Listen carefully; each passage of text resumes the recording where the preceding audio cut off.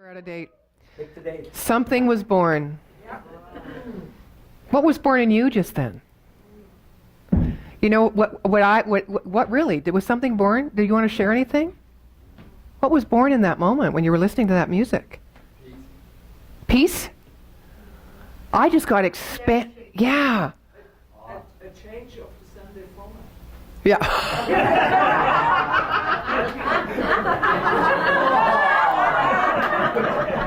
It's coming, folks. I'm doing it very slowly. We are going to change the Sunday format. Yeah. Yeah. More music, more spiritual practice, less talking heads. Truly. Yes, it's going to be something very different. For me, I was listening to some of the lyrics and I saw you dancing in the shadows. And it reminded me of this idea, you know when you get creative ideas and you get so excited inside and then you get focused on your to-do list. You know those moments where and when you're walking on a beach, you have no to-do list. I don't think it's because we're somewhere else we get excited or on a vacation. It's as the outer environment, but it's the inner release, the environment of inner release, to allow ourselves to just let our mind go wherever it wants to go. That's called creativity. That's how creative thought happens. That's how we get to that original infinite mind that lives within us, that has that impulse. It's always that divine urge that's calling us forward. We put words on it to try to understand it, our dream, our passion, our vision. But really it's just a moment of pure, creative, free thought. Or we could also say just direct experience of being. Because our thoughts align with our direct experience of being. We're aligned, right? I was getting that in that music. I saw you dancing in the shadows reminds me of, I don't know where I was, doesn't matter, but I had this inspiration. It was probably away at the last Asilomar conference, actually. And I thought, I've always wanted to be an artist. I used to be when I was younger. Of course, life happened. And as I'm heading toward my retirement, in like 20 years, I thought I could get a head start and do some painting. What would I want to paint? And I got this idea. I'm going to call my series, and I can't tell anybody, okay? Eyeshadow. This kind of fits with me because I like to make up, right? Shadow. And all my paintings, the signature will be, all the shadows will be in front, not behind. Yes. So you're walking, your shadow is guiding you. Is that profound or what? Of course, I may change my mind next month. But that's what it reminded me of. That moment when I could just explore anything. Let my mind be free and watch what comes naturally to me. Yeah, from a place of no thought. Because we teach new thought of which there isn't. What is the next thing beyond new thought? No thought. Right? No limited, identifiable, quantifiable, measurable thought. And that's what I wanted to talk about this month. The freedom from inclusive living. Of course, we see the outpicturing of how we're doing, the demonstration of how we're doing in here through our relationship, right? Our perception, how we relate, because everything is relationship in life, how we relate to everything or object or expression of form that lives outside of us in our outer world. As mental scientists, we know that if we want to change that relationship, we need to change first, in consciousness, how we perceive what? Not the relationship, but how we perceive and relate to ourself, which really means self as divine self. Big S, self. Not little limited s, who I am, who I am because of what I did or where I've been or what I dream or think about, but who I am truly in the nature of my being without thought. So the freedom of inclusive living is getting rid of all the isms.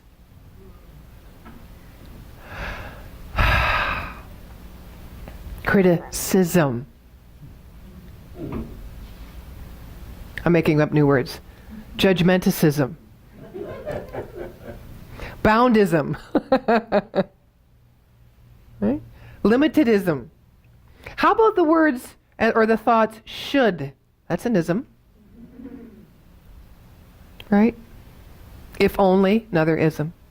Everything that curtails the potential moment-to-moment experience of the truth of our beingness and magnificence and intelligence and wisdom is an ism. Wisdom wasn't one of those, even though it rhymed with it. Those isms, those perceptions that are limited. On the radio show that I do called Minding Our Business, Creating a Spiritual Economy, this month I'm also speaking about the fall of toxic workplaces or workplace environments. Removing the isms from our inner psyche. And my guests this month, I have two on the show. One is Dr. Jim Lockhart, who is the minister of Simi Valley, in part of the leadership of CSL, who also was for 24 years a police officer in Maryland and Dade County. And my other guest is Reverend Celeste Fraser from a Chicago church. She was brought up in an Afro-American community, and she's also a trainer, a diversity trainer for CSL. So I think it's going to be pretty interesting. So I'd like to now theme what I'm doing on Sundays to build that energy of possibility with my radio shows. So that's why I'm doing that this month. Last night I was with a group of people. It was kind of a last-minute invitation that I have known off and on, so not closely some of them, but known them and honored and respected them for almost 35, 40 years here in Calgary. The occasion of the dinner last night, which was very intimate, was to celebrate the birthday of a gentleman. Many of you know him. His name is Maynard Delderis. He and his wife Leanne are moving to Parksville next month. So he is one of the fathers of this new thought and holistic alternative community in Calgary. So I was very happy to have been invited to the table. The other woman that was there was Susan Letourneau. And for those of you being around Calgary a long time, she started the Synergy Breakfasts back in the 80s that got all these free-thinking, new thought, holistic people together, you know, to be teachers and students and celebrate in a like-minded community. She was a visionary back in the 80s. And the other two people that were present were Judy Armstrong and Tink Robinson. Right? And it was hosted by a man named Tarun Puri. He's an East Indian gentleman that used to walk around with long hair. I remember him in the 80s, and he had those divining rods, you know? And I would come into the room and I go, oh, really? You know, back in those days, his hair's all cut now. And he lives with his mom. He's one of the 4 children. He's the youngest of all the children. And he lives in the same house with his mom, and his mom's 84, and he cooked up this original East Indian meal for us, this feast last night. I walked into the house, and I just wanted to sit down at the dining table. I was like, you know, putting the smile on, having wonderful conversation, but I was like, when's dinner? When's dinner? You know, because there's nothing sweeter than having a wonderful meal and breaking bread with people. Right? And I'm not from a family. I'm an only child. So this whole idea of sitting around the table with people was magnificent. And having great food was so great. And I bring this up because this to me was spiritual friendship. You know, friendship itself is so necessary, just as community is. Friendship. I will say, just for the lack of having better words, human friendship. Because it helps us complete our idea of who we are, right? Because often it will nurture us. So it will ask of us to receive a little more and love ourselves a little more, right? Or it will challenge us, right? Which will ask of us to learn compassion, perhaps humility. Not false humility, not the kind of humility that happens because you've been caught and you've got egg all over your face. Not that kind of humbleness. I'm talking about the kind of humility where you kneel down and you wash your brother's feet for no reason.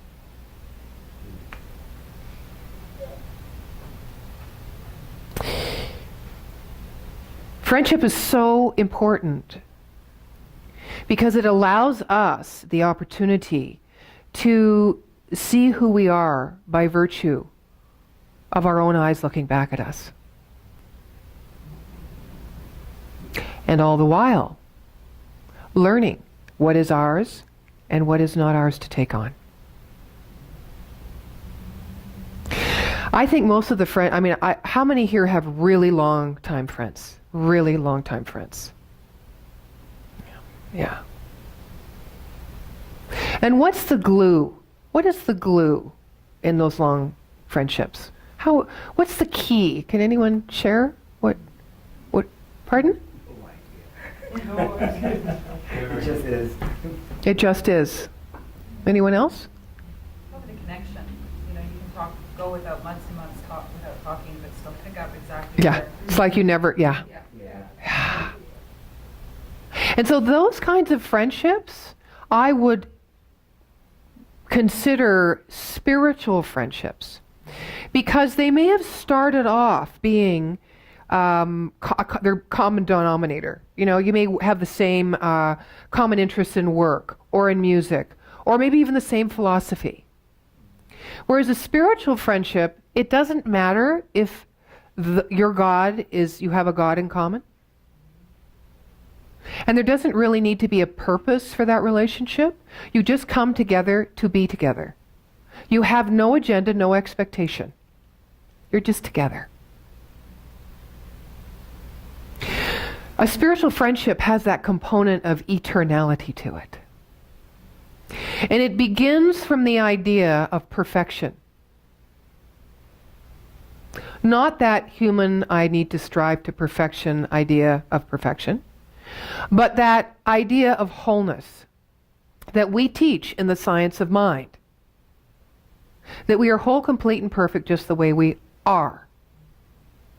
Now, at the dinner table last night, someone said, my pet peeve, and I looked, because I guess I had an unknown expectation to me. They said, well, after all, we're not perfect. Boy, that gets the hair up on my back. Probably because I'm a metaphysician, right?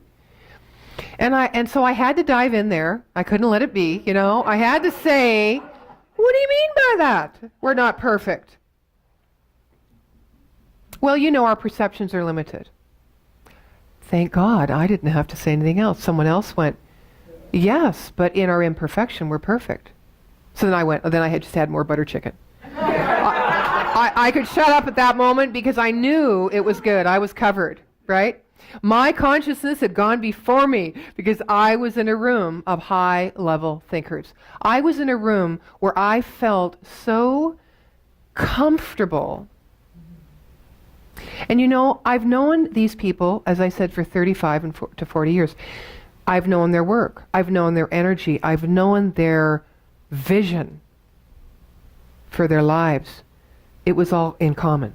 Everyone had a common vision, which was they came from the truth of their own nature, yes, which they were always exploring and discovering, absolutely, but they came from the knowing that they were divine humanity. They were that Christ walking the earth, that Christ consciousness, teaching what Jesus taught, which is the capacity to love without obstacle. And I knew that was true. And you know, the night before I went, Friday night, I woke up in the middle of the night and I'd had this kind of, you know, one of those live dreams where you wake up and you're kind of still in them and you kind of want to go right back to sleep. Not those dreams. I can hear your minds going. But the kind of dream where you just love the feelingness of it and you don't want to leave it. And I had a dream about all of them standing around me, and I was lying down and Tarun is an energy worker, and he has a massage table downstairs. So I guess I put two and two together. So I'm downstairs on the massage table, and they're all around me. And in my dream, the emotion started to flow. And I started to release. And no one did anything. No one said anything. It was just the knowingness. It was so pure and so simple and so beautiful. That's spiritual friendship to me. We don't have to talk about it. We don't have to teach it. And we give space. For me, as a spiritual teacher, as one who facilitates the spiritual awareness and maturity of others, I'm the one that receives. I don't need to give anything out, but really me, just me as I am. Now, if for a moment, just think of yourself going into ministry, just for that moment. Quick, how was it? It's like, that's how I thought. Are you kidding me? Ministry? I was a clown, for goodness sake, and a million things before that. It took me all these years to understand that it doesn't mean anything. A label, a word, the idea means nothing. I unwittingly and unknowingly used it to affirm and solidify my specialness. Because specialness keeps us out over here somewhere. And what was comfortable for me, which never led me to spiritual friendship, was being on, have any of you ever related to this idea of being on the outside of the candy store looking in? I'm sure you all have. We've all got a very clear story about that. Well, if you don't think ministry was one of those for me, I mean, my only idea of a minister was Catholic, a priest. White collar, but no, this is really what I meant. That's what I thought about. I didn't think about the freedom to be truthfully who I was, and I certainly didn't think about walking the spiritual path and the discipline and the commitment it would take to discover who I truly was. For me, authenticity was showing up in the moment and speaking whatever I was thinking or sharing whatever I was feeling. But that's not the authenticity we talk about in spiritual friendship. That's a component, absolutely it is. Because how often have you said to someone, how am I supposed to know what they're thinking or feeling? They got to tell me. How often do we hold things back because we're afraid to say them, admit them, own them, or lose someone, or create distance because we are speaking whatever our truth is in the moment? Now, I don't mean big T truth. I don't mean coming from the big S self, which is our divine humanity and our perfection. I mean what is true for us in that moment. From that personality self. I'm hurt. I feel sad. I don't like what you said. It bothers me. Those are the things, that authenticity, that layer of authenticity in friendship is what I withheld a lot in my life. One of the members of the table, the Last Supper, I was just thinking about that because Maynard's leaving. Yes, that's quick. All right, specialness, no. One of the members said, because we did these cards, you know when you have little cards, the gift cards? So Tarun thought it'd be really nice for us to do that. And my gift was the gift of honesty, and I had to go first. Of course. So my realization of that layer of authenticity that I'm just shared with you came from that moment last night. And here are the gifts that others got. Honesty, guidance, play, openness, nurturing,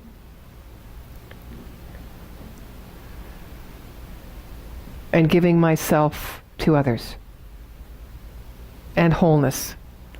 Those were the gifts that we picked in that circle. And I thought, because I'm always thinking about my talks every moment of the day, Those are a perfect description of the characteristics of spiritual friendship.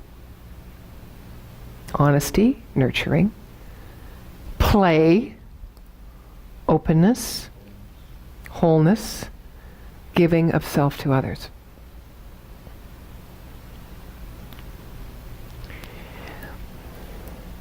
I'm reading a book right now by Wayne Teasdale called Cultivating a Spiritual Life, A Monk in the World. And one of the pieces in here I wanted to share with you today.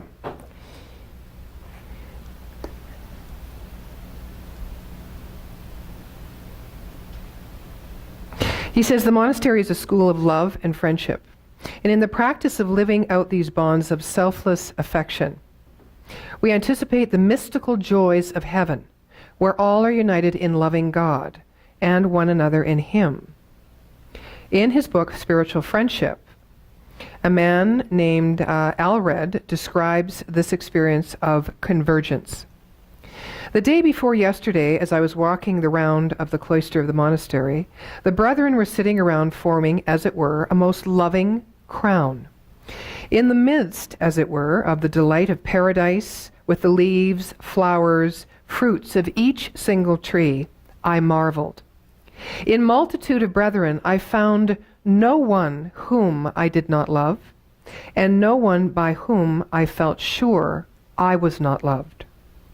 I was filled with such joy that it surpassed all the delights of this world. Have you ever had a close friendship where you found yourself often saying, or a marriage, if I'd only done it this way, well, maybe I could, how should I be the next time I see them? Should I call them? Should I apologize? What should I be doing in order to keep this movement of all that feel-good stuff in this relationship circulating? Is that a part of spiritual friendship? Well, by virtue of our humanity and our divinity are one thing, and you can't use the pass-off like I'm only human, or I'm imperfect, or you can't also use a spiritual bypass. In that light, yes, it would be a part of spiritual friendship. But do you think Jesus was going through those ideas in his head? I don't think so. I think Jesus started, my thought, at this idea of wholeness right away, right? Wholeness and perfection. So if we are in a relationship of spiritual friendship, we must first be in that with ourselves. And with our relationship to the divine sacred within us. Call it spirit, call it God.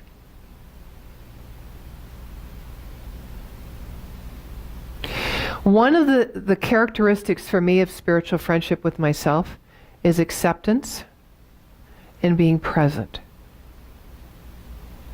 If I am accepting who I am in each and every moment and being present in each and every moment, I have no need for forgiveness. I have no need for resurrection. I have no need for salvation, because I am perfect in a perfect moment. If we approach our relationships like this, would we therefore be asking those questions, should I have, what? Of course not. And what floods in? You said it before. There we are. I bring you something from Mr. Maynard Dalderis. I was trying to stay away from the conversation of religion at the table because he's fierce, you know, and he's so learned, right?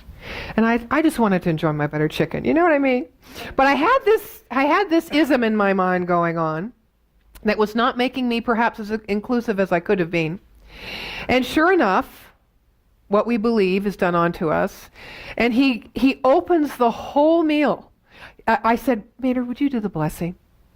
right? Because I knew they were going to ask me, right? So I said, Maynard, do the blessing. He was sitting beside me, so I could hit him if I wanted to hit him. It was great. And his wife's going, yeah, give him another one for me. And so here's what he did for the blessing. Are you willing to give up your belief in God to God? I went, I love you. I love you. Are you willing to give up your belief in God to God? Are you willing to give up your belief of who you are to God? To that within yourself that knows is another way to say that. Are you willing to give up the belief you have in who you are to that place in you that knows who you are and live from that and be in friendship from that place and speak your word from that place? I say yes, because you know that place.